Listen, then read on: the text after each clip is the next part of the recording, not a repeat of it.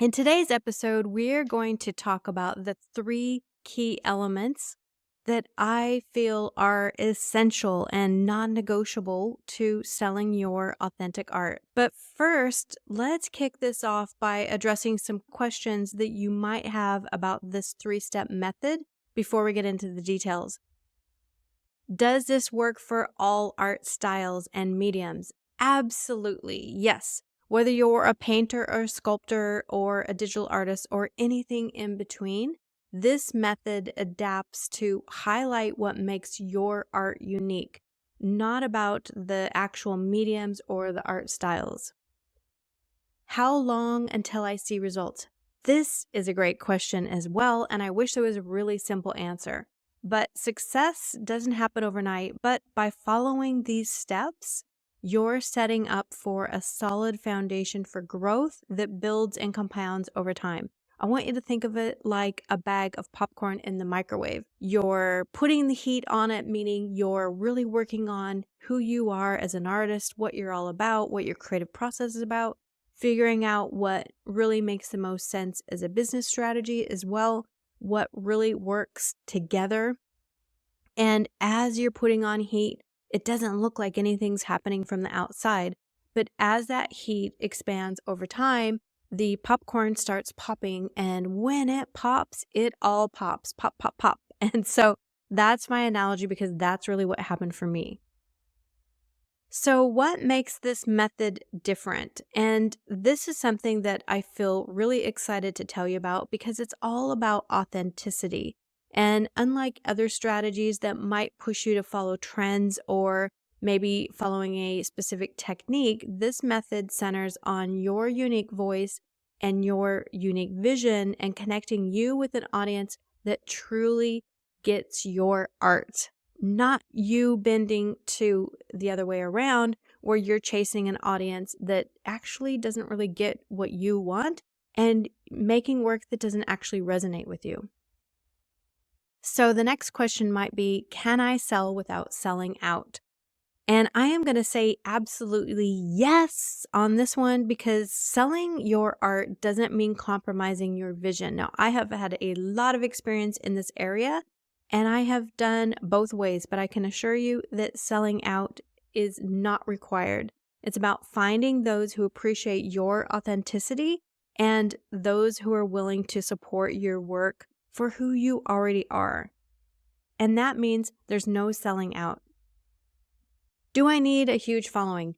No, you don't. Actually, the big following thing is a big myth. I have over 10K followers, and honestly, some days only 100 people see my posts. This method isn't about having a big following. This is about helping you grow your audience organically, focusing on meaningful connections, and even if you're starting from scratch. Is this just for digital art? Definitely not at all. This is not just for painters, not for only digital artists. This is about anything in between. And whether you're online doing your work or on the canvas, these steps can guide you by leveraging your unique strengths. So again, it always points back to your unique strengths, not necessarily a technique or a type of art. What if I'm not a business guru, Michelle? You might be asking yourself that. And honestly, that is okay. And many artists aren't. In fact, art school and art lessons generally fail us in the business area. And this method is designed with that in mind, offering you straightforward advice to help you confidently navigate business decisions that are relevant for you. And what I mean by that is it is not a cookie cutter process that every business decision is equal for every person. We're all unique, and our business process should be just as strategic and unique as we are as individuals. So it doesn't matter if you're not really experienced in business. I'm going to break it down as simply as I can so that you can make decisions that empower you and you're really understanding what paths to choose as you're navigating the business side of things. All right, now that we've tackled these questions, let's get into the heart of how you can create and sell your most authentic work. So I'm going to do a lot of straight talk on this podcast, and let's be real. Honestly, I've tried it every other way, and I'm going to tell you, There are three pillars that you really need to sell your most authentic work. And for me, these are non-negotiable. I will never make art or try to sell anything ever again without these three key things. So this podcast is really developed around these three key topics because I feel like they're just absolutely so important to really finding that sweet spot between making what you love and selling it to people who actually love it as much as you do. So we're going to go in depth into these three key pillars. And before we get started, I just want to talk about that word authenticity and how sometimes people hear it and they think, oh, it's just another buzzword.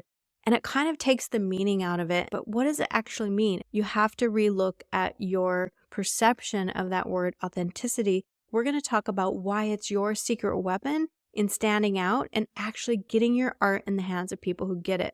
And without this, it makes it really hard to have a sustainable career as an artist because this is where we bend ourselves to something that we're not. And in the end, that doesn't actually work for sustainable growth.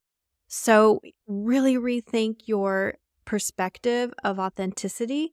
And if you're listening to this podcast, I really hope you're open to understanding what it actually means to you as a word and what makes most sense.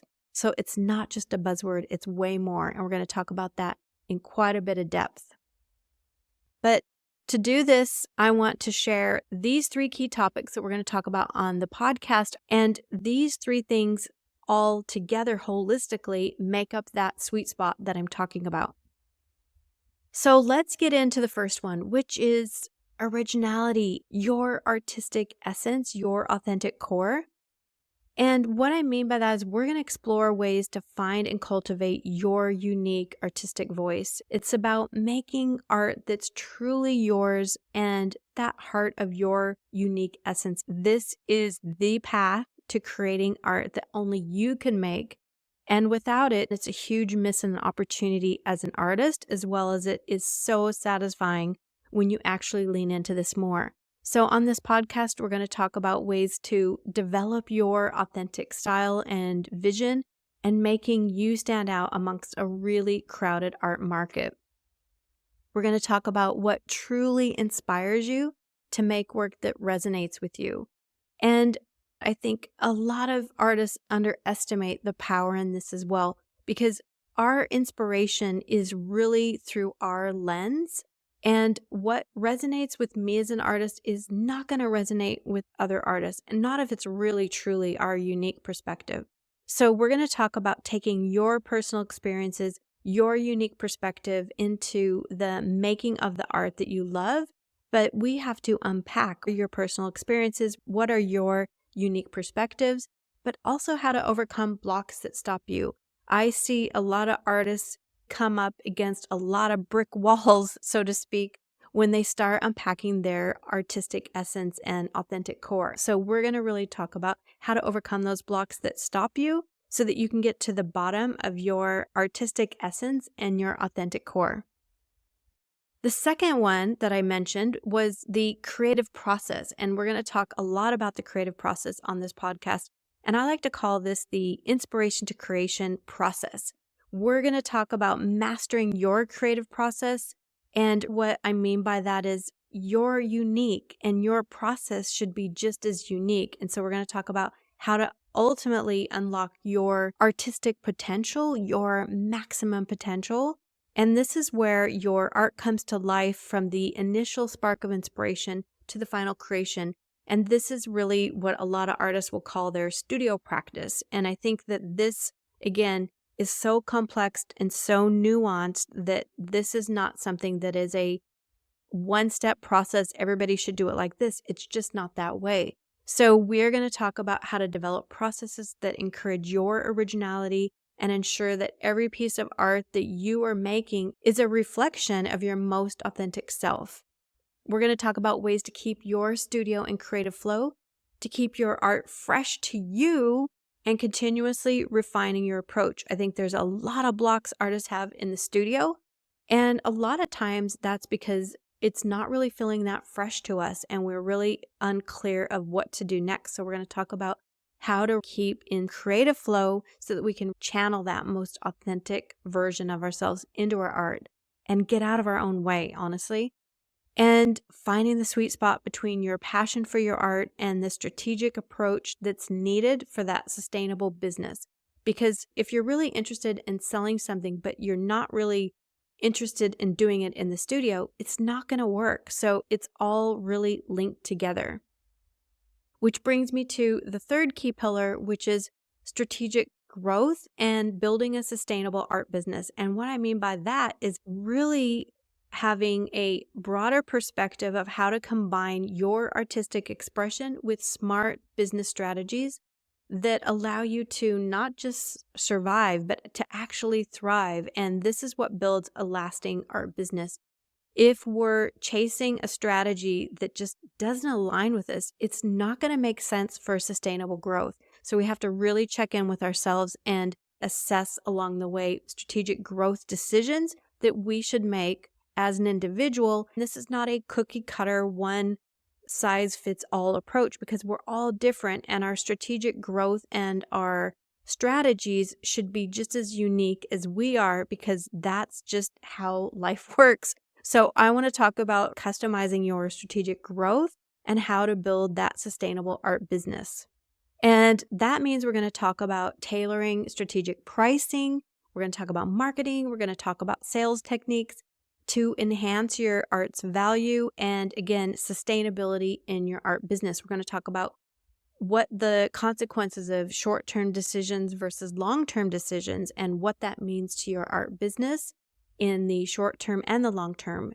And we're going to talk about ways to build a loyal community of marketing partners and collectors who are really excited to support your journey. So I'm going to peel the onion back on all these elements so that you can have a much clearer understanding of this as well. And ultimately, in this strategic growth area, we're going to talk about how to foster genuine relationships with your right fit collectors who feel a unique tie to your work. And again, this to me is something that I feel is really essential, non-negotiable, as in I want you to be a beacon of light so that you can attract a collector who feels really connected to your work, as opposed to you bending to chase a collector that you're just not really that interested in. And I'm going to share my experience because I've actually done both.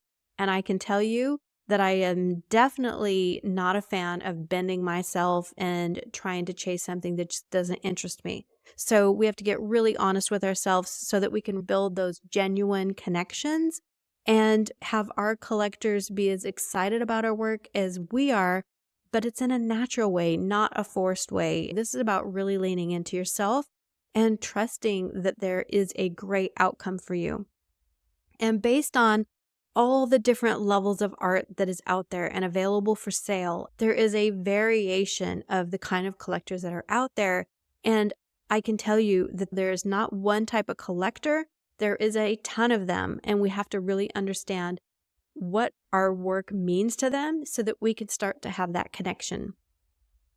So when you take all three of these ingredients, the originality, which is around our individuality, that artistic essence, that creative process, that inspiration to creation process that's unique to us, and you combine those two things with the third thing, which is strategic growth and building a sustainable art business, that really makes up that sweet spot that I'm talking about, that I want to spend the whole podcast talking about, because that is what helps us build that sustainable art business.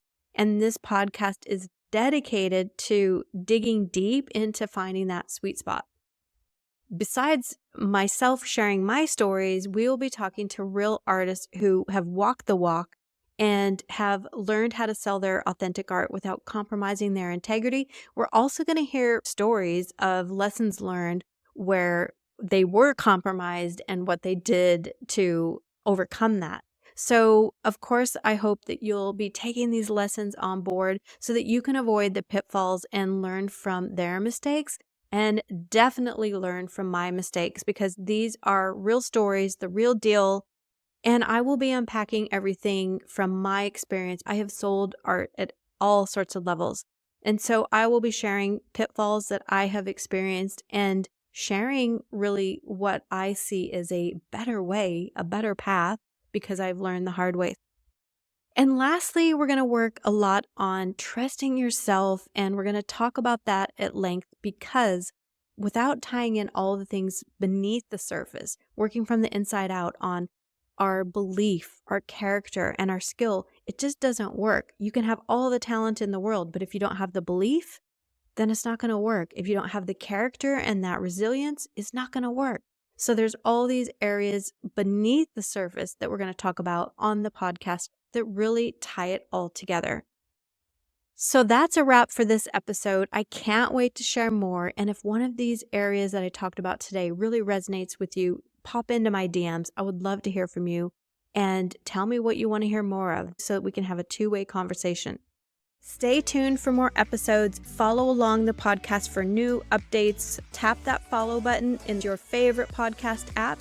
And if you enjoyed this, please share it with others. And you can also find a podcast version of this on YouTube at Michele Luminato Studio. So if you want to watch the podcast in video, find me over on YouTube. We have a lot to talk about on this podcast. My goal is to share my story and the story of others to empower you to make sellable art that feels like you too. And if you're excited about what is happening in these podcasts, if you could rate and review it on Apple Podcasts, it would mean the world to me. I hope to see you on Instagram at originart_with_Michele. That's where I also do little clips of the podcast and dedicated to talking to artists. I will see you there.